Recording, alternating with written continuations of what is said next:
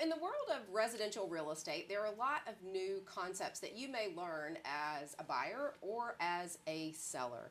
And today, I want to talk about a concept that comes up often at the end of a buyer or a seller's process, and that's title insurance.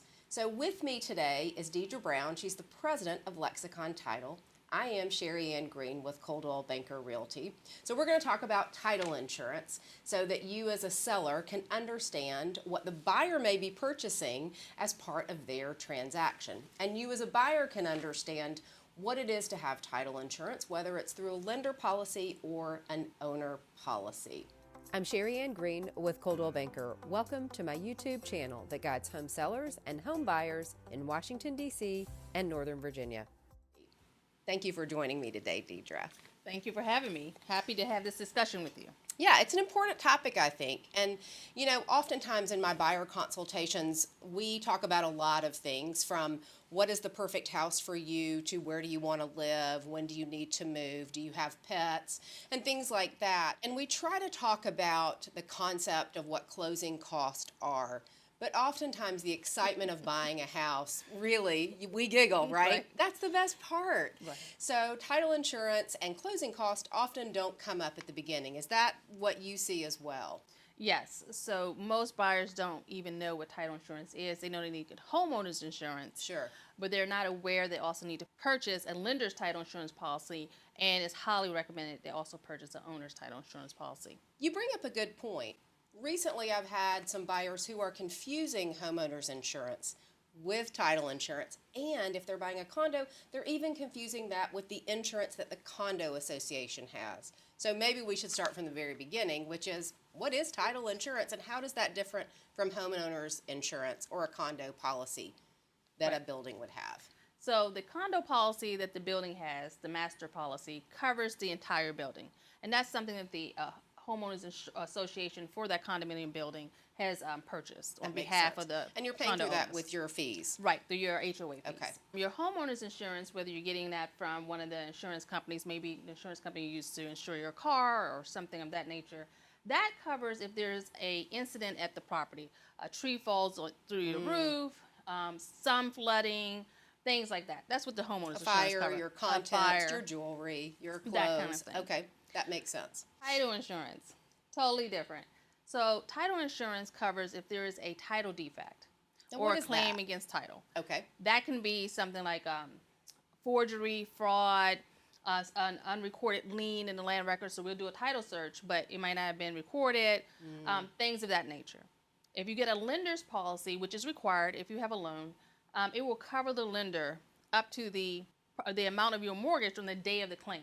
So as, let's say you took out a mortgage today for $300,000, 5 years from now you may only owe, I don't know, $250. It's only going to cover up to that amount. It's a decreasing policy. So it only covers up to the amount of the loan on the day you file the claim. So not the value of the house. Exactly. Okay, that's a good point. Owner's title insurance covers the owner up to the market value on the day of the claim. So it actually appreciates. Okay. The difference between the two also is that you purchase both the settlement. I mean, once again, lenders is going to be required if you have a loan.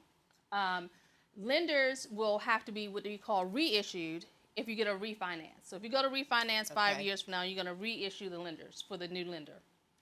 Owner's policy stays with you as long as you own the property. So if you own this property 500 years, we're all going to live forever.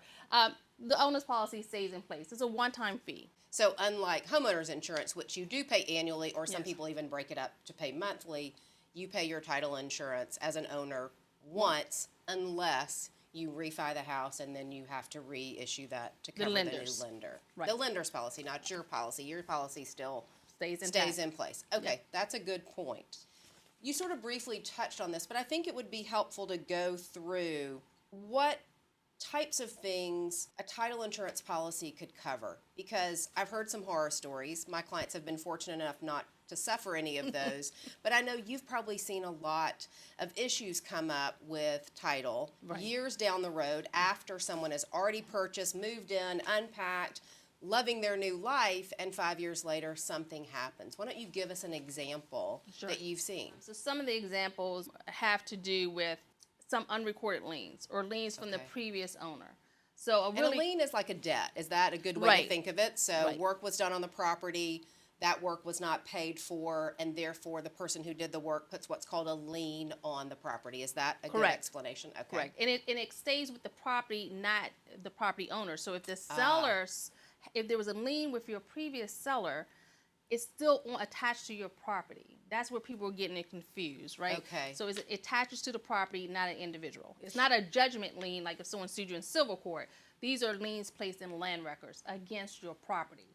So someone could have done work. Let's make a hypothetical here. So someone could have done some work to get their house ready to sell. Maybe they wanted new flooring or a new roof. Right. They got the work done quickly. They put it on. In this market, homes are moving really quickly. We could have an offer in a week, and then we could settle. And then all of a sudden, 60 days later, A mechanic's lien. a mechanic's lien could be on the property Right. for work that was done right before the home Correct. was put on the market. Is that That's correct. okay? Another way that we see that here in the District of Columbia in particular is new construction or renovated homes and or new construction condominiums, right? So people think, oh, it's new, I don't need to get a homeowner's insurance policy. You do. Because A either title that, insurance policy. Yeah, title. I'm sorry, title No, that's insurance a good point because I policy. think a lot of people Right. think this home is new, this condo is new. Right. Why do I need title insurance when nobody's ever owned unit 706 in this Exactly. building before? This building didn't exist last week. Right. And the reason you need it is a couple of reasons. One is either that piece of land or the building itself did have a previous owner. We don't really have new land, right? Right. So someone owned it, and that someone, once again, could have some outstanding liens that are sitting out there that aren't caught in the title search for whatever reason, right? Okay. The other reason is that the developer could, once again, not have paid people or paid for work done. And what's going to happen, and I did have this happen to a client, is she bought a new condominium in a new development, and a couple of months later, some workers or contractors placed a lien and sued each of the owners individually. Each of the condo owners Each of the- individually, not the building as an association. Right, because the association Okay. in a condominium is really the individual owners. Right. So they sued each one, and she called me up, and luckily she had purchased an owner's title insurance policy. I put her in touch with our claims department, and they gave her an attorney. So part of your owner's title insurance policy is that if there is a claim, the title insurance company will represent you free of charge. There's no deductibles or anything like that. Okay. They're going to represent you. They're going to try and resolve the issue. If they're not able to resolve the issue and there is a money damage, your policy will pay for it. So in this case, there were multiple unit owners. Some of them had owner's title insurance policies, and so those title insurance companies sent their attorneys out on their behalf, wrote the motions, went to the hearings. Some of the owners did not. What happened in those cases? Those owners had to either represent themselves and or hire an attorney. And becomes very costly for them, way more than it would have been if they just bought the policy when they purchased the property.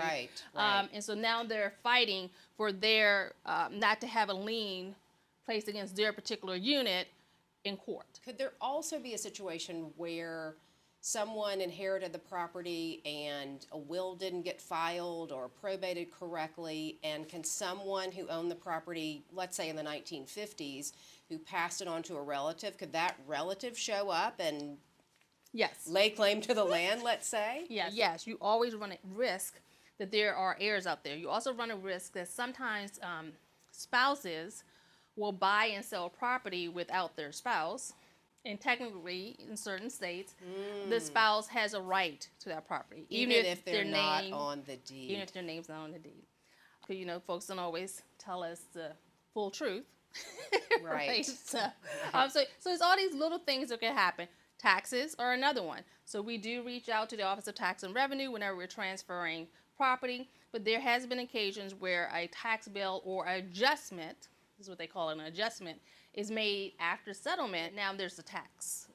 Extra taxes are due. Now we will go back to the seller and request that the seller make that extra tax payment, but if for some reason it gets to the point where there's a lien, your owner's title insurance policy will cover it. We're going to go after the seller as well, but we're also not going to let your house go to tax sale. So have you seen any particular problems in the era of COVID, let's call it, where people couldn't pay their taxes or couldn't pay their mortgage or anything? Have you seen any results of needing to use your title insurance policy in that case? Not so much in that case. During COVID, what a lot of the title insurance companies were doing, especially in the beginning when we were having a problem with the land records departments being closed or working on very limited staff, we were issuing what's called gap insurance. And what that said was, if we file today, in land, you sign today, but we can't get you on record, God knows when. Right, because offices were right, closed, they were so it was closed hard or whatever. to file everything. Okay. That we will cover the gap. Okay. If for some reason this seller, who no longer owns this property, by the way, were to go out and try and put another mortgage against the property, or some other lien popped up against the property, because we weren't able to get you on record, and so Mr. Seller goes out to put a lien on it, another lien on it, it shows they're still the owner, right? Because we haven't recorded your deed yet. Right. So we were issuing gap insurance, and a lot of lenders were requiring that because they were concerned about that. Sure. Was that an additional? There's no additional fee. No additional charge. It was more of just something we needed to do to ensure that if there was a problem, because it was taking so long. Most of the courts are back to regular time frames, and we're able to get things on rather quickly on record. But yeah, for a while, we just didn't know. So that's an interesting way. You sort of had to adapt and change, Right. like we all did, depending on what we were doing, whether it was video tours or, selling virtually, Zoom calls to meet clients. Right. So this was another way that your industry was stepping up to make sure that people were covered Exactly. for things that they needed. What else should we know about title insurance and being covered? I think the main thing is that if you have questions about title insurance, reach out to your title professional. Let them talk to you about it. Don't go on Google and read. Don't Google it. We love Google. We love Google, but that's not where you want to get your information for something as serious as this. I want to stress this point. If you have a loan with a bank, your lender is requiring you to get lender's title insurance because they want to make sure that their interest in your property is protected.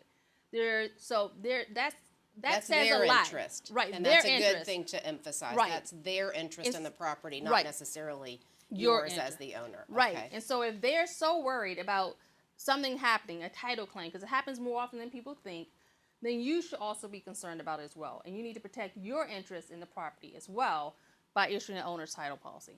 One-time fee stays with you for as long as you own the property.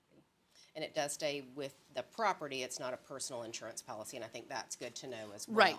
So when you buy your next home, you would have a new policy for that place as Exactly. well. Okay. You Good. get a new policy. Okay, great. I think this was very informative, and we hope you found this informative as well. Anything else we should know or think about as we go through the process? No? If you have any title-related questions, you can reach out to us at lexicontitle.com. Great. Thanks for joining us, and we'll see you next week.